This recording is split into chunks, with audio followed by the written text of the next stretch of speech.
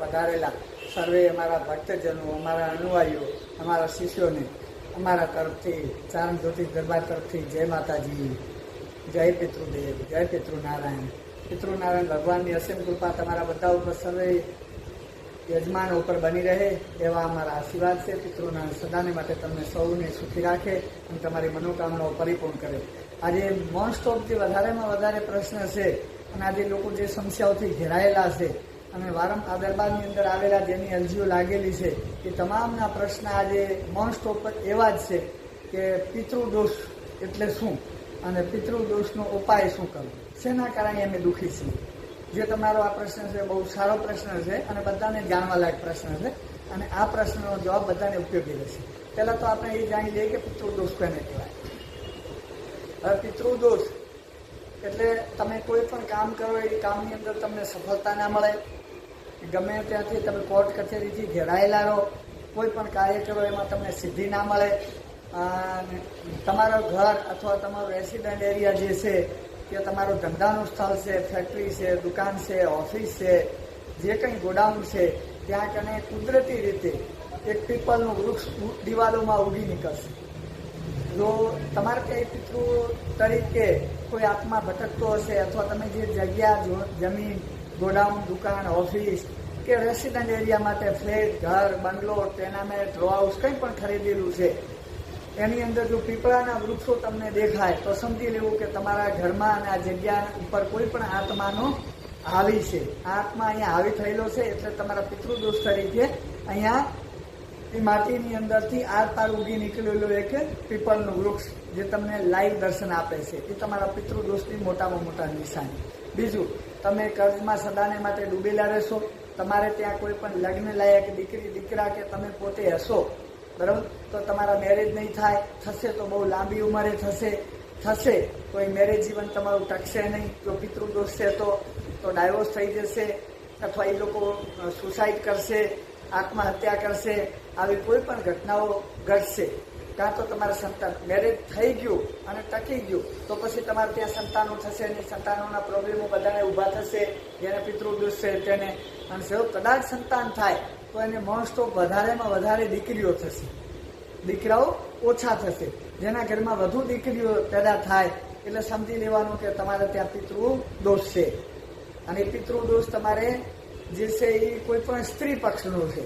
તમારે ત્યાં સ્ત્રી આત્મા ભટક્યા કરે છે જેથી કરીને તમારે ત્યાં વારંવાર સંતાન પેદામાં સ્ત્રી દીકરી તરીકે જ એને અવતરવા દે છે, દીકરા તરીકે એને અવતરવા દેતા નથી.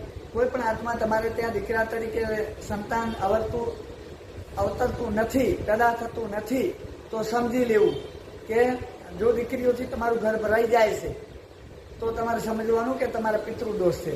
પછી ધંધાની અંદર મોટી ખોટ આવે, દેવાના તમે દાસ બની જાઓ, આડોશી પાડોશી તરફથી તમારે ઝઘડો ના કરવો તેમ છતાં તમારે વારંવાર એ લોકો સાથે ઝઘડા થઈ જાય, તમે શાંતિથી જવાબ આપતા હો તેમ છતાં એ લોકો તમારા ઉપર એફઆઈઆર દર્જ કરી દે, એફઆઈઆર નોંધાવી દે, પોલીસ સ્ટેશનમાં તમારા ઉપર કેસ દાખલ થાય, તમે કોર્ટ કચેરીથી ઘેરાયેલા રહો. આવી બધી સમસ્યાઓ જે છે એ મોસ્ટ ઓફ પિતૃદોષના લક્ષણો છે.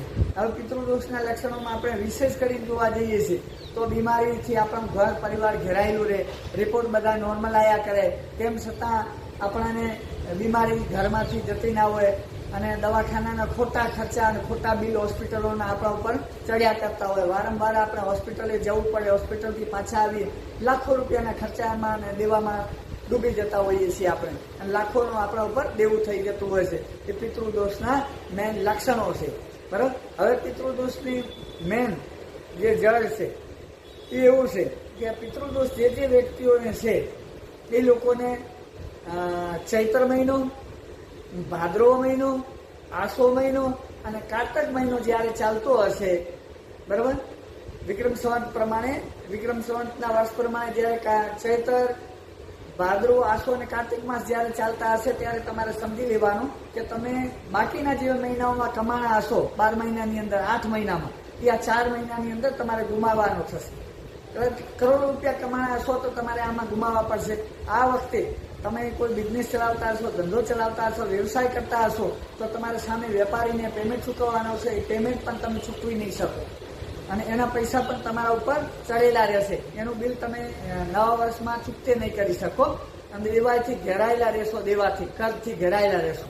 બરાબર. અને ઘણી વખત એવું બનશે કે તમારા સંતાનો માટે, બરાબર, તમારા બાળકો માટે દિવાળી ઉપર જે કંઈ નવરાત્રીમાં દિવાળીમાં જે કંઈ કપડાં લાવવાના હોય, ખરીદી કરવાની હોય, બાળકોને લાડકોડથી ઉછેર કરવાનો હોય, એ ઉછેર પણ તમે એમનું સારી રીતે કરી શકો નહીં અને એમના મનગમતા કપડાં પણ તમે ખરીદી આપી શકો નહીં. કારણ કે તમારી જોડે એટલી ફાઇનાન્શિયલી વ્યવસ્થા ના હોય, તમે ફાઇનાન્શિયલી રીતે તૂટી જતા હો છો. આ બધા મોસ્ટ ઓફ છે એ પિતૃદોષના લક્ષણો છે. અને જેને આવા પિતૃદોષો ના લક્ષણો દેખાતા હોય, તમે જ્યારે પણ ઘણી વખત જોજો, તમે જમવા બેસતા હશો એટલે પહેલા જ કોળે તમે આમ ભોજન તમારે ત્યાં મૂકવામાં આવે, થાળીમાંથી તમે આમ કોળિયો ભરો, કોળિયો મોંઘાડી લેજો એટલે તમને એની અંદર વાળ જોવા મળશે, માથાના વાળ એની અંદર આવશે. ગમે એટલી સ્વચ્છતાથી ભોજન બનાવવામાં આવ્યું હોય ગૃહિણીએ કે જે ઘરની માતા બહેનોએ જે રસોઈ બનાવી હોય, એ રસોઈની અંદર તેમ છતાં એ વાળ ઉડીને ગમે ત્યાંથી તમારા ભાણામાં જ આવશે. જે પરિવારને પિતૃદોષ છે, જે લોકોને પિતૃદોષ છે, એની બીજી નિશાની કે એની આ જે નસો છે એ નીલા કલરની દેખાશે. આ નસો બધી છે એ તમારે નીલા કલરની દેખાશે તો સમજી લેજો કે તમને પિતૃદોષ છે. પિતૃદોષની છાયા તમારા ઉપર પડેલી છે. અને જે લોકો સાથે આવી રીતે, અને તમને જ્યારે પણ તમે ઊંઘમાં હશો, નિંદરમાં હશો, ગાઢ નિંદ્રાની અંદર હશો, તો તમને રાત્રે સપનામાં આવશે. તો નાગ તમને સપનામાં દેખાશે, ક્યારેક રિયલ નાગ તમને સામે રસ્તામાં આવી જશે. આવી રીતે નાગના દર્શન થાય, થોડી વારમાં એ નાગ ગાયબ થઈ જાય, ઘરમાં નાગ આવી જાય. નાગ આપણને લાગે સુઈ રહ્યા છે તો બેડરૂમમાં આવી ગયો, બેડ ઉપર આવી ગયું, આપણા ઉપર નાગ ચડી ગયો છે, નાગ આપણને હમણાં બચકું ભરી જશે, નાગ આપણને દસ આપી જશે. આવું આપણને બિયામણા સપના આયા કરતા હોય છે. બરોબર. નાગ આપણી પાછળ પડ્યું છે. ઘણી વખત એવું થાય છે પાણીના સપના આવે, આપણું પગ લપસ્યો, આપણે કોઈ પણ કુવામાં, વાવમાં, કેનાલમાં, નહેરમાં લપસી પડ્યા, પાણીની અંદર, નદીમાં ડૂબી રહ્યા છીએ, એવું આપણને સપનાની અંદર ભાસ થાય છે. તો સમજી લેજો કે તમારે ત્યાં કોઈ પણ મૃત આત્મા પાણીમાં ડૂબીને આત્મહત્યા કરેલી છે અને અવગતે ગયેલું જીવાત્મા છે, આવું સમજી લેવાનું.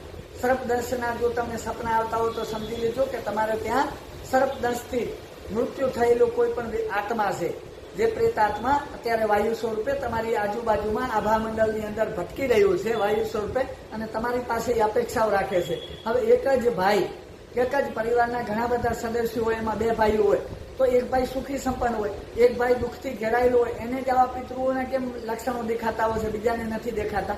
એનું કારણ એક છે કે એ ભાઈ કોઈ પણ રીતે છુપી રીતે એ એનું બાપનું, એના પિતૃઓ પાછળનું કર્જ ચૂકતે કરાવતા હોય છે અને ભાઈને કહેતા નથી. કારણ કે આજે શું છે, લેડીસોનો કારણે ઘરમાં કજિયા કંકાસો વધી ગયા છે. બંને ભાઈઓ વચ્ચે પ્રેમ ભાવનાઓ દેરાણી જેઠાણીના લીધે રહેતું નથી. એ દેરાણી જેઠાણીના ઝઘડાઓના મૂળના કારણે કે સાસુ અને વહુના ઝઘડાઓના મૂળના કારણે બે ભાઈઓ વચ્ચે સંપ રહેવું જોઈએ. અને બંને ભાઈઓ સંપી કે પરિવાર આખું હોય સંપીને પિતૃકાર્યની અંદર બેસીને નારાયણ બલિ, પંચનારાયણ બલિમાં નારાયણ બલિ કરાવવા માટેનું જે કંઈ પિંડદાન, ત્રિપુરણી કરાવવા માટે જે બેસવાનું હોય છે, એની અંદર બધા ભાઈઓ નોન સ્ટોપ બેસી શકતા નથી. બરાબર. અને વિખવાદના કારણો પર મેન પિતૃદોષ હોય છે. પણ જે સમજદાર હોય છે, જે સમજે છે કે મારા બાપ તરફથી મને મળેલું જો જમીન છે તો સીધી લીટીના વારસદાર તરીકે 10 વીઘા જમીન હતી તો બે ભાઈઓમાંથી 5-5 વીઘા જો સીધી લીટીના વારસદાર તરીકે મને મળી છે. મારા બાપના 2 કરોડ રૂપિયા એકાઉન્ટમાં હતા કે 2 લાખ રૂપિયા એકાઉન્ટમાં હતા, બંને ભાઈઓને 1-1 લાખ રૂપિયા આવ્યા છે. જો આ રીતે તમને ભાગીદારીમાં પૈસા મળતા હોય, ધન મળતું હોય, મિલકત મળતી હોય, 2 મકાન હોય, 2 બંગલા હોય, 2 દુકાનો હોય, એ બધામાંથી જો એક તમને મળી રહેતું હોય બંને ભાઈઓને, તો એ જે બાપનું દેવું છે એના પર તમે ભાગીદાર બનો છો તો દેવું પણ તમારા ભાગે આવશે. એવી રીતે બાપના કંઈ પણ પાપ છે, એમણે જે આ ધન કમાયું છે ધંધા બિઝનેસથી, એમાં એમનાથી જે કંઈ પણ પાપ થઈ ગયું છે એ પાપ પણ તમારા ભાગે આવવાનું ને આવવાનું. એટલે એ પાપના પણ તમે ભાગીદાર રહેશો. અને એ પિતૃનારાયણની જો એ દેવું તમે ચૂકતે નહીં કરી શકો અને પિતૃઓને આત્માને શાંતિ તમે નહીં અપાવી શકો તો એ પિતૃઓ તમને પરેશાન કરવાના. હવે એ પિતૃઓ મોસ્ટ ઓફ જે માણસ સાત્વિક હોય છે, ધર્મમાં માનવા વાળો હોય છે, વિશ્વાસુ હોય છે, બરાબર, ધર્મ અને વિજ્ઞાન બંનેમાં માનતો હોય છે, સાયન્સ અને ધાર્મિક ક્રિયાઓમાં માનતો હોય છે, પૂજાપાઠમાં માનતો હોય છે, એ વ્યક્તિને વારંવાર આ આત્મા ટકોર કરે છે અને ધંધા બિઝનેસની અંદર ખોટ આપે છે કોર્ટ કચેરીમાં ઘેરાવી રાખે છે, માંદગીઓ આપે છે, દવાખાના વારંવાર ધક્કા થાય છે અને ડિપ્રેશનના કારણે ઊંઘ નથી આવતી, ત્યારે એ માણસ, એ જીવ, એ વ્યક્તિ કોઈ પણ સારા એસ્ટ્રોલોજર, જ્યોતિષ કે સાધુ સંત, બરાબર, અથવા કોઈ મૌલાના, સૈયદ કે ધાર્મિક જગ્યાએ કોઈ પણ ભુવાજી, ભોપાજી કે ભૂઈમાં જોડે જશે અને પોતાનું નિરાકરણ માટેનો ઉપાય પૂછશે. હવે સામેવાળા વ્યક્તિ કેવા છે એ તમને કેવું નિર્ણય આપી શકે છે એ ડિસિઝન તો સામેવાળા વ્યક્તિ ઉપર રહેશે, બરાબર. અને કોઈ પણ ડોક્ટર તમને એમ કે એવું પણ નહીં માની લેવાનું કે કોઈ કીધું પિતૃદોષ એટલે આપણે પિતૃદોષ માની લેવાનું, એવું નથી. જેમ કોઈ પણ ડોક્ટર વેતરી નાખવા માટે કહેતા હોય ઓપરેશન કરાવવા માટે કે ભાઈ તમારે ઓપરેશન કરાવવું પડશે, અને એને એ જ ઓપરેશન બાબતે તમે જો બીજે તપાસ કરાવતા હો છો, સોનોગ્રાફી, બરાબર, MRI, આ તે એક્સરે તમે પડાવો ને એના ઉપરથી એના રિપોર્ટો બને છે, એના ઉપરથી તમને ખ્યાલ આવી જાય છે કે ઓપરેશન કરાવવાની જરૂર નથી, આ ટેબ્લેટ, આ દવા લેશો તો તમને સારું થઈ જશે. એમ શું છે, તમારે 2-5 જ્યોતિષ, સારા એસ્ટ્રોલોજર જ્યોતિષો હોય, બ્રાહ્મણો હોય સારા, તમારા પોતાના જ જે ગોર બાપા હોય એમની સલાહ લેવી જોઈએ અને એમને તમારે ખુશ રાખવા જોઈએ, કારણ કે એ તમારા પેઢીના, તમારા વંશવારસાના એ ગોર બાપા છે, એમનો હક પહેલા છે, બરાબર. અને જે એ લોકોથી સમાધાન નથી થતું તો બીજા અમારા જેવા ઘણા બધા બેઠેલા વ્યક્તિઓ છે, ઘણા બધા પોતાનો દરબાર ચલાવે છે, જ્યોતિષ એસ્ટ્રોલોજરનો, એ ફ્રી ઓફમાં દરબાર ચલાવતા હોય છે, એમને મળો, એમની સાથે સલાહ લો. પણ એમના દરબારના અમુક દિવસો નક્કી હોય છે, જેમ કે અમારો છે દરબાર દર રવિવારે 2 થી 5 ભરાય છે, એમાં તમે આવો ગમે ત્યારે અમે તમને ફ્રી ઓફમાં સલાહ આપશું, જે કંઈ છે તમારા દુઃખનું નિવારણ અહીંયા ફ્રી ઓફ કોસ્ટમાં કરી આપશું. પણ એવું છે કે 2 થી 5 તમારી અરજી દાખલ થઈ તો જ તમારું એ નિકાલને નિવારણ થશે. અને બાકીના દિવસે જો તમે એમને વિક્ષેપ કરશો તો સોમથી શનિવાર જે છે એમાં અમારું એકચ્યુઅલી અમારો આ બિઝનેસ છે, ધંધો છે, અમે એક સાંસારિક વ્યક્તિ છીએ, અમે કોઈ ભગવા પહેરેલા સંન્યાસી નથી, સાધુ નથી, અને આ કપડાની અંદર અમે કોઈ ઢોંગ ધતીલા કરતા નથી, અમે ધૂણતા નથી, અમે કોઈ દોરા ધાગા પહેરાવતા નથી, બરાબર. અને અમે કોઈને ધૂણવાનું કહેતા પણ નથી, બરાબર. અને અમે નથી કોઈ દાણા જોઈને તમને દાણા આપતા, અમે એક સાયન્સ, વિજ્ઞાન સાથે, ટેકનોલોજી સાથે ચાલીએ છીએ અને સાબિત કરાવી બતાવીએ છીએ. જે ઋષિમુનિઓ અને સંતોએ કે બ્રાહ્મણોએ, પંડિતોએ જે કંઈ જ્યોતિષ આચાર્યોએ લખેલા ગ્રંથો છે એના આધારે, એ અભ્યાસના આધારે, બરાબર, અને અમારા એક્સપિરિયન્સના આધારે અમે તમને કહી શકીએ છીએ કે તમારે આવા પ્રોબ્લેમો છે, આવા ગ્રહ પીડાઓ છે, કે આવા દોષ તમારી કુંડળીમાં અથવા તમારી હસ્તરેખામાં કે તમારા ફ્રેશ રીડિંગની અંદર અમને જોવા મળે છે, અને એનું નિવારણ અને એનો નિકાલ આવી રીતે થશે એવી અમે તમને સ્પષ્ટતા કરીએ છીએ, બરાબર. અને જો સોમથી શનિવાર સુધી તમે અમારી જીભાનનો બોલવાનો જો લાભ લેશો તો એ અમારું ચાર્જેબલ છે. 1 કલાક માટેની અમારી 25,000 રૂપિયા ફી છે. જે વ્યક્તિ 25,000 ફી નથી ચૂકવી શકતા એ અમારા દરબારમાં આવે તો એના માટે અમે ફ્રી ઓફ કોસ્ટમાં એમને બધા જ જે 25,000માં ક્રિયા કરવામાં આવે છે, કામ કરવામાં આવે છે, જવાબ આપવામાં આવે છે, એ બધા જ જવાબ અમે તમને આપશું. તો 25,000ની અંદર અમે કોઈ પૂજા પાઠ કરી આપતા નથી, ખાલી સલાહ આપીએ છીએ, સલાહ આપવાના પૈસા છે. જે વકીલ પૈસા લે છે, ડોક્ટર પૈસા લે છે, એમ અમે સલાહ આપવાના અને તમારું રીડિંગ કરવાના જે છે, એસ્ટ્રોલોજર કન્સલ્ટ કરવાના અમે 25,000 રૂપિયા ફી લઈએ છીએ. એટલે ખોટી ગ્રંથિમાં તમે રહેતા નહીં. અમે એવા એકદમ ફ્રી પણ નથી કે અમારી જોડે કોઈ કસ્ટમરો નથી અને તમને અમે બોલાવીએ છીએ બધાને ખાલી અહીંયા ભેગું કરવા માટે, બરાબર. ઘેટા બકરાની જેમ અમને કોઈ ભેગા કરવામાં ઇન્ટરેસ્ટ નથી. તમને જો પીડા હોય, તમને કોઈ તકલીફ હોય, તમારે આવવું હોય તો તમે ગમે ત્યારે, ગમે તે રવિવારે આવી શકો છો. આગળના દિવસે શનિવારે અમને કોલ કરો અને રવિવારે 2 થી 5 આવો. 2 થી 5ની અંદર તમારી અરજી અહીંયા લગાવવામાં આવશે.